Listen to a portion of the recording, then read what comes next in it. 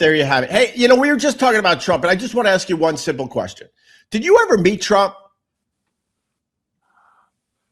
A lot of times. A lot of times. He in fact, he introduced me at the Don King roast. Oh, okay. The Friar roast at Don King a million years ago, and he came on the Stern Show like at least 4 or 5 times. At least 4 or 5 times, and it's funny. I called Tony and Tina's Wedding. Do you ever hear that? Sure, of course. It's like one of those, like audience participation things. And they brought me out to Las Vegas to be in that. But I wasn't playing a character. I was playing me. So I was like the Italian father, the mafioso father. The concept was I was his good friend from New York, and I was in town. So they invited me to the wedding. And of course, I go up and say hello and then tell like 15 minutes worth of jokes. And it was at the Planet Hollywood Hotel, I think. And whatever hotel it was up high in one of these rooms. And there was a meeting room to the side. And the only way to get from the meeting room to the elevator was to go through the room where we were having the play. Yeah. So as I was just going up to tell jokes, Trump and his board or whoever he's meeting with walked along the back room, and they stopped and they saw my whole set. I don't know if they laughed or what they did or whether, they were blocked in, but it was funny. But I don't like talking about the guy. He when he came on the Stern Show, when he was in the room, he was the only guy in the room. 100%. He knew Howard was there, right? And he's just a pompous, annoying turd long before anything, And then, I don't like. I'd say, I would make a joke. I'd say to my girlfriend, we'd wake in the morning and say, "Well, let's turn on TV and see if we're still here." Right. And now it's not even a joke anymore. It's like, holy Christ. Well, I mean, that's why I'm running for president to announce it. Oh, there you go. My experience was that he made great radio, but it is absolutely all about him and him. He's an egomaniac. Of course he is.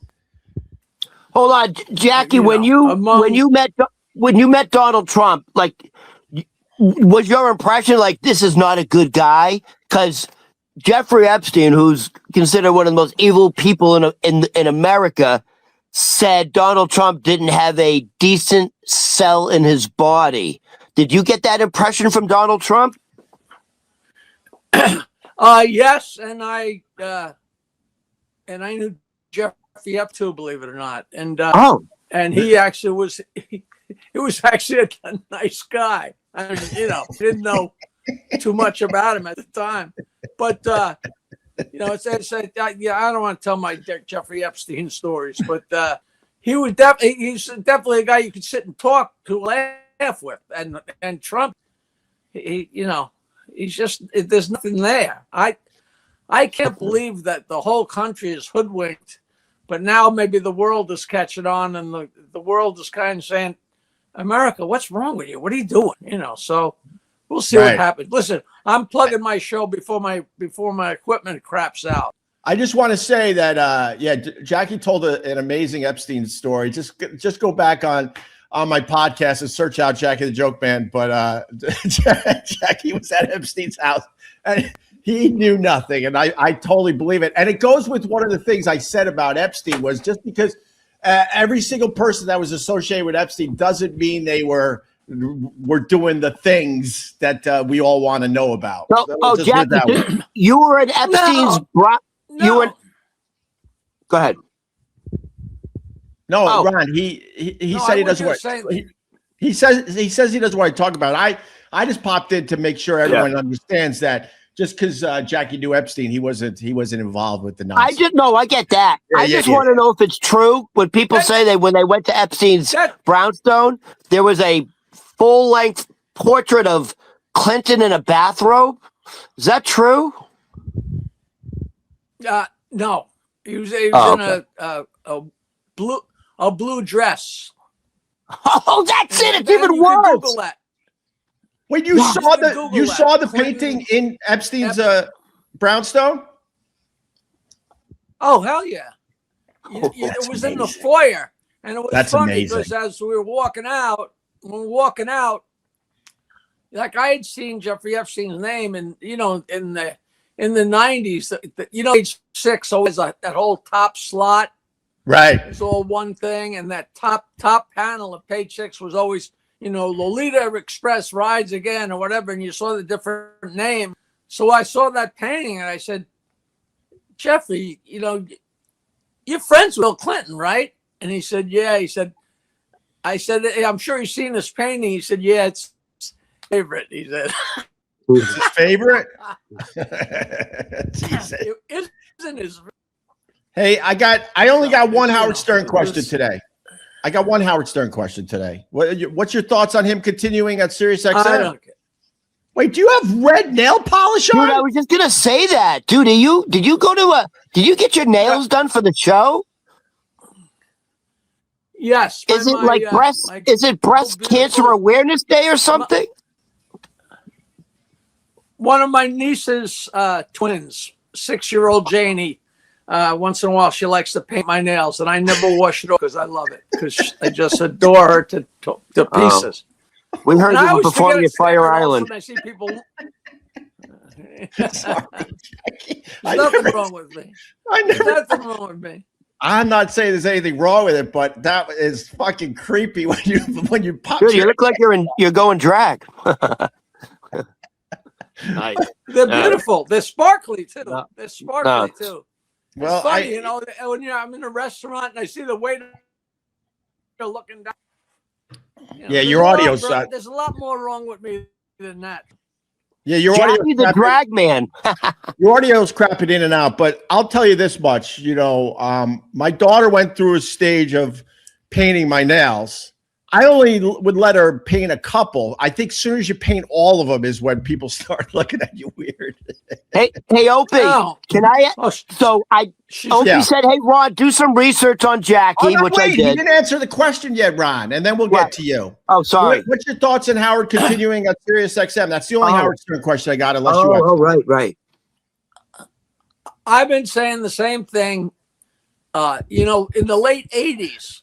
And the contract was almost up, and Howard was bitching that I'm out of here. I've had enough of this. I can't do this anymore. And I said, you are so full of crap. You're going to be here forever.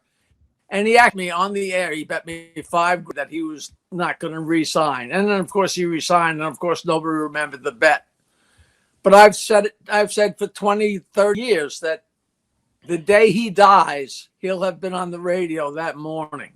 That's all he wants to do. I haven't seen him in 20 years, 15 years. I'll tell you, that's all he wants to do. That's all he lives for, is to be on the radio. That's why I don't understand all the tons and tons. They say he's hardly on the air live anymore. And I know that's where he'd rather be, but what do I know? Well, I think he's always radio contract. Yeah, I think it's easy to make fun of him, but the fact is, I'm going to be honest with you. The fact is, I tune him in here and there. He's still doing it. He's not as good as when he was at his peak, but he's still doing it. He's still very good at it. He loves what he does. Jackie, you did radio forever. I still do it because this is fun. This is not a job. People are like, oh, hang it up. I'm like, why would I hang it up? I still enjoy doing it. And I'll be honest, in recent years, I probably have had more fun doing this than at the peak of the O&A success. So why? This is not a job. So good for him. And if the Sirius XM wants to pay him a crazy amount of money to barely work, that's everyone's dream. He doesn't need any money. He's only getting paid because it would look stupid if he didn't. But the same thing with me. Like I'm doing a show tomorrow night. I don't do shows that often. Like every 2 weeks or every 3 weeks or sometimes twice. The frequency. But I don't not out. We're wearing out my fingers making calls trying to get gigs with the men, and they're all different. Like a wedding here and a meeting there, and people pay me money to have dinner with them, and I love that. It's just right. that's what I live for. There's nothing more fun than a dinner party. Yeah. Hey, Jackie, let me ask you a question. Like when you do a show, like what are you doing? Like an hour? How many minutes do you do? Yeah, usually an hour, give or take. Wow. 10 minutes, depending. If they're laughing really hard, the show lasts longer. Yeah. And if they're not laughing, some audiences aren't as demonstrative, so the stuff just gets kind of sandwiched in closer, right? So Jackie, hold on. Here's my question. An hour worth of jokes. Wow. And then I do a Q&A afterwards, which is always really fun. People this have is so many questions about Stern Show and stand-up and everything. Go ahead.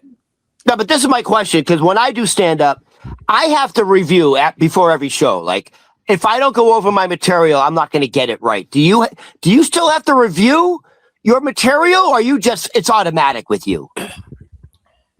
No, when I get off the air with you guys, whatever, 8 o'clock or 7 o'clock, whatever, I'll get out my notes, and right up until I leave for the show tomorrow night, I'm just studying hour after hour after. No, I study, you asshole. I've been doing this for 40 years. I don't even think about it. You had me. Oh, thank God someone called you an asshole, Ron. Hey, Jackie. Jesus. So it's the world of a hater is. I will never understand that. But the one thing you get, and I want to just address today. They're like, why do you laugh at all your jokes? I've seen you many times. Jackie fucking crushes. I mean, crushes. And he laughs after every one of his jokes. Yes, he does. And you want to address that?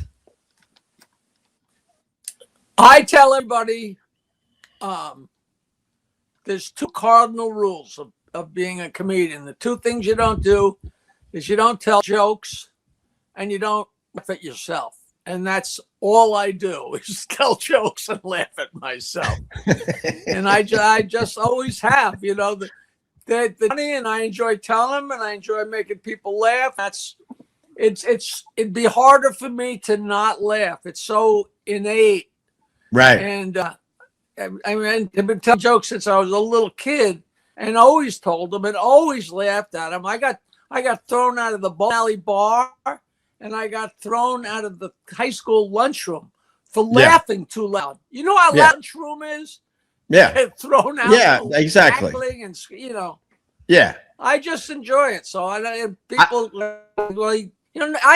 don't say, like, I haven't had anybody come up in a million years to say, well, because they tell me they just enjoy laughing along. People say it drives them crazy. They'll come see me. People have seen me a lot of times, and I'll be in the middle of a joke, and all of a sudden they'll start laughing. And as they're laughing, they're like, what am I laughing at? I know what the joke is. Yeah. And that's the whole, there's no kind of game. Just like we're trying to have fun. I want to laugh and make you laugh and make you forget about the world and Trump and your misery, and, just laugh at this stupid poop and dick jokes. And that's all there is to it. It's not any deeper than that, It's infectious. Like that, It's infectious, and it's your thing. It works for you. I think if other comedians were laughing after every joke, it certainly wouldn't work. But it just simply works for you. So there you have it. Back to you, Ron. You had a question. If it's not broke, don't fix it. Right. There you go. Hey, now, Jackie. What is this, Ron? What's this Ron the waiter bullshit? What's that mean? Well, I met him. I met him at Pete's Tavern when I was doing a live stream with my dear friend Carl, who's no longer with us. And then Carl died, and I said, "Hey, Ron, you want to do this with me?" And so he's doing it with me. No. No, he's a comedian. Poor Carl. Poor Carl's a brilliant guy. He passed away. And come on. Oh, you couldn't get a busboy? Oh, your audio crapped out just when you were going to trash Ron. Okay. I know. It's like it crapped out just when you were trashing Ron. The spirit world is on my side. Just when you were going to give it to me, you fucking went silent. It's Bayville. Yes, it's Bayville. Oh, what can I tell you? Right. Well, you got to plug in, Jack. That's the key to these things. You got to now plug in. You can't use your Wi-Fi. I was his original waiter at Pete's Tavern when him and Carl were doing a live podcast, and I absolutely stole the show. And then Carl Ruiz grabbed me forcefully by the forearm and took me into the vestibule of Pete's Tavern and said, "You better not take my fucking job." And I ended up taking his job. Yeah, you took his job because he died. You think I'd be talking to you if Carl was still alive? What do you do? Hang around funeral homes waiting for a gig? No, but I'm a little nervous because the people who do it. I'm a little nervous because the people who do the Opie Radio Show, they drop. Then the other guy, what's it? The Vic Henley, the Southern guy. Vic Henley died 6 months after Carl. Yes, and then and it was told to me another person. Not Sherrod, because people are going to think Sherrod. There was another person that was associated with the show when those two guys dropped, and he decided he didn't want to be around anymore because he was legit scared. He was legit what scared. About, that hold on, Greg Giraldo Jr. didn't make it. What? Greg Giraldo Jr. didn't make it. He did your show. That has nothing to do with anything. If you're on the radio long enough, people are going to die. No, your show's like Poltergeist. The whole fucking cast is dying. Jackie knows. Jackie could give you a whole list. Wait, what is Jackie doing now? He moved on to over here. Wait, now you're over here. What the hell's going on, Jackie? I'm trying to switch to my cell phone so I don't drop out as much. Wait a minute, he's pulling a buzzy.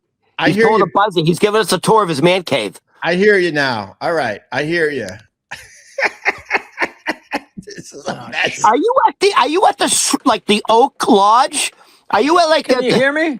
Yeah, I got you, Jackie. I got you. Are you at the Shriners? Where are you? You're looking at some Messianic lodge. Hello? He's in his garage. He calls it Joke Land. It's a little structure. Now that I got nothing at all now. I got you, Jackie. Can you hear me? He's like, are you there? I see you. A lost old man. Just wandering around his own place. Jackie, I got you, Jackie. I got you.